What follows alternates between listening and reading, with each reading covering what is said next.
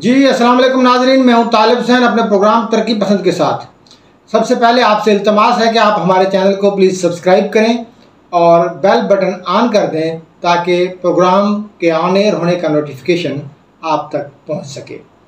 नाज़रीन, इमरान खान जो कि गले पड़ रहे थे अब पाँव पड़ना शुरू हो गए हैं।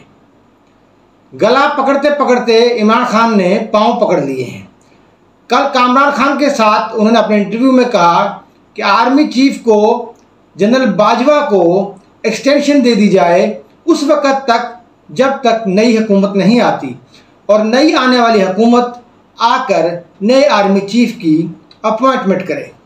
सबसे पहली बात तो ये है कि इमरान खान को अभी हक हासिल ही नहीं है कि वो आर्मी चीफ की अपॉइंटमेंट के हवाले से बात करे या उसकी अपॉइंटमेंट का मुतालबा करे, क्योंकि आर्मी चीफ की अपॉइंटमेंट या उसकी extension prime minister of Pakistan का इस्तेहकाक है।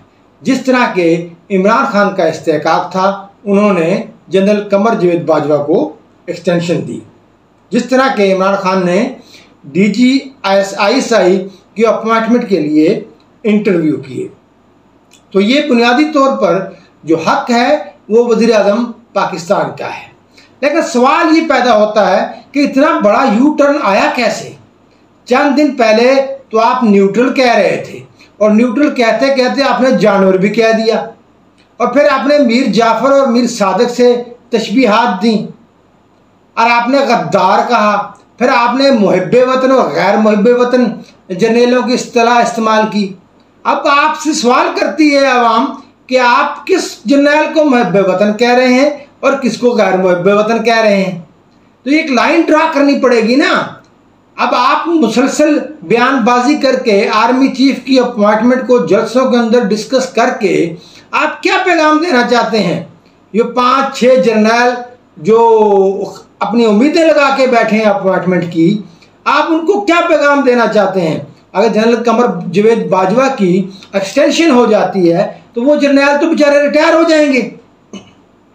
तो इससे पहले जब 2019 में एक्सटेंशन हुई थी उस वक्त भी बहुत सारे लोगों का कैरियर ख़राब हो गया था, ठीक है ना जी। वो जिन्होंने आर्मी चीफ बनने के ख्वाब सजाए थे वो अपने ख्वाब लेकर रिटायर हो गए।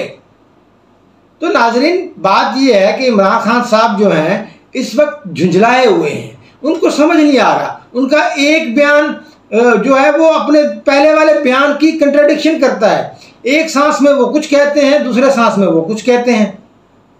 आप देख लीजिए ना कि उनका नारा था ना कि मैं जो है IMF से लोन नहीं लूँगा, खुदकशी कर लूँगा। वो लोन लेने गए, उन्होंने कहा कि मैं 50 लाख घर बनाऊँगा। कहाँ बनाए घर? यू टर्न लिया आपने। 1 करोड़ नौकरियों का आपने वादा किया था, उस पर आपने यू टर्न लिया। आपने $200 अरब बाहर से लाने की बात की थी, उस पर आपने यू टर्न लिया। आपने किस किस बात पे यू टर्न नहीं लिया?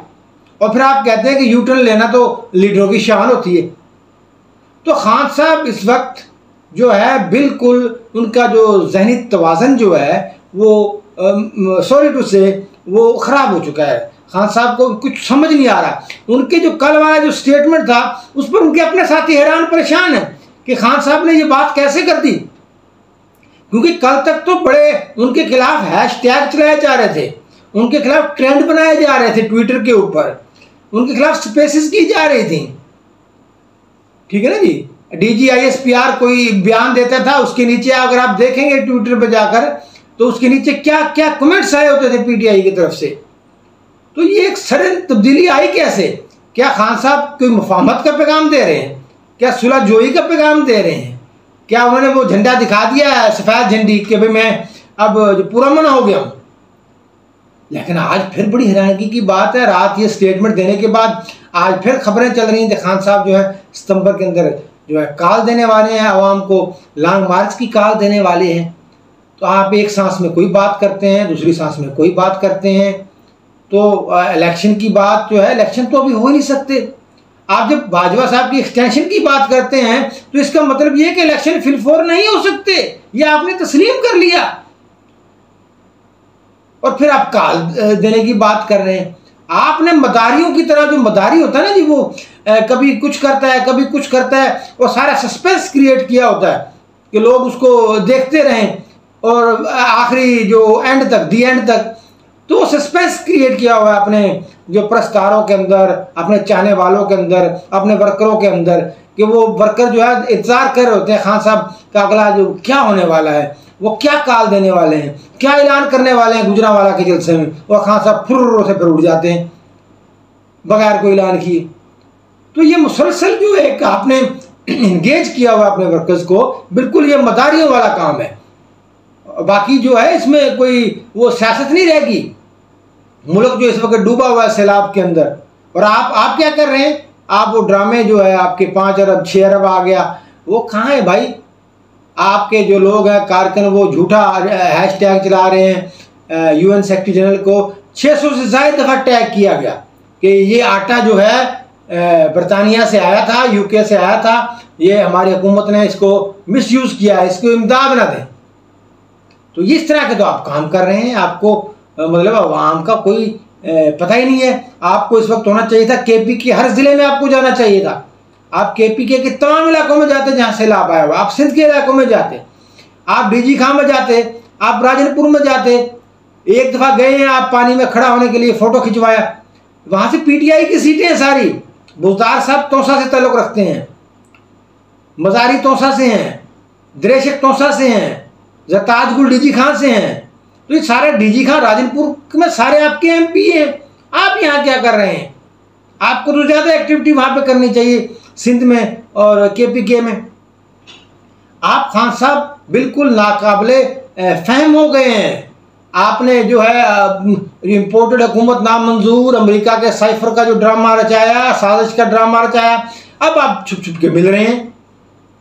पहले आपके लोगों ने अमेरिका में कोशिश की, आपने लॉबिंग फर्म हायर की कि अमेरिका के साथ हमारी वो ताल्लुकात ठीक हो जाएं। और फिर आप जो है महमूद खां के फ़ोन पे आपने 20 मिनट कॉल की अमेरिकी सफ़ीर से साथ, वीडियो चैट की, वीडियो पे बात की, वीडियो कॉल पे।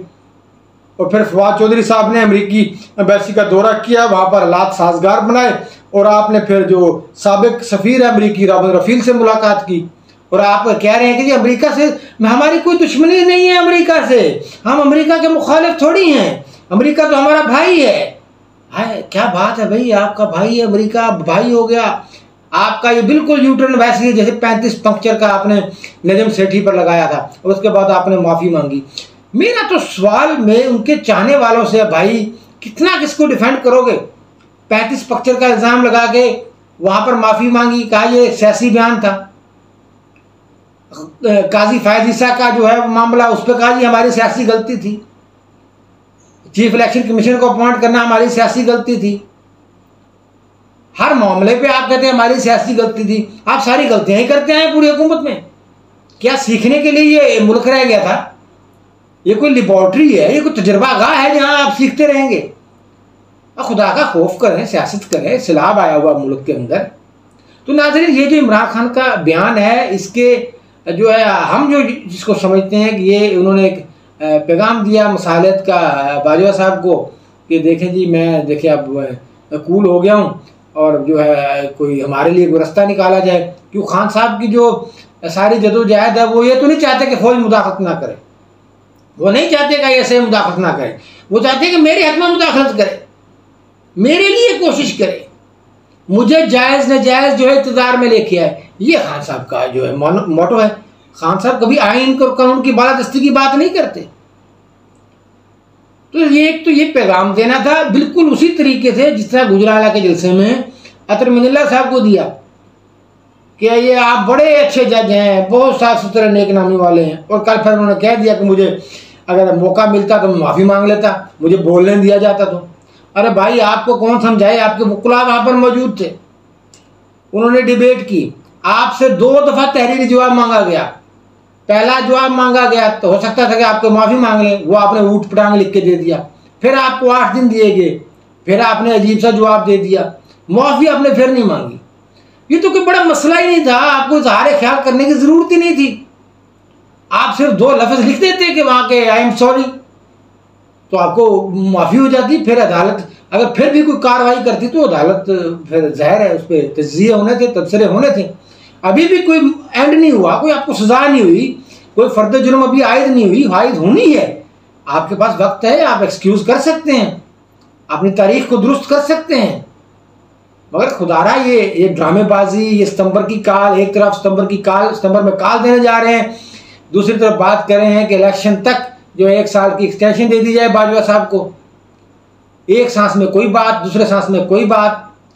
तो ये हकीकतन आज समझ नहीं आ रहा था। फवाद चौधरी साहब जो है वो खान साहब के बयान को लेकर के कह रहे थे, खान साहब ने लो जी फार्मूला दे दिया है, खान साहब ने तजवीज़ दे दी है, अब हुकूमत की जिम्मेदारी है। दूसरी तरफ श्री मज़ारी साहबा जो कह रही थी नहीं नहीं नहीं ऐसी बात नहीं है, ये ट्विस्ट किया जा रहा है बात को। अब तो समझ नहीं आ रही भाई आपका स्पोक्स पर्सन कौन है, पार्टी की लाइन क्या है। ये बिल्कुल वैसी लाइन है जिस तरह आपने शहबाज गिल को मरवाया, इसी तरह आप जो है अपने लोगों को इधर उधर कुर्बान करवाते रहेंगे। तो नाज़रीन, ये सारी सूरत हाल है पाकिस्तान के अंदर। एक बहुत बड़ा यू टर्न आज खान साहब ने लिया, इस पर बात करना ज़रूरी था ताकि साथियों को अपडेट किया जाए। बहुत शुक्रिया, अल्लाह हाफ़िज़।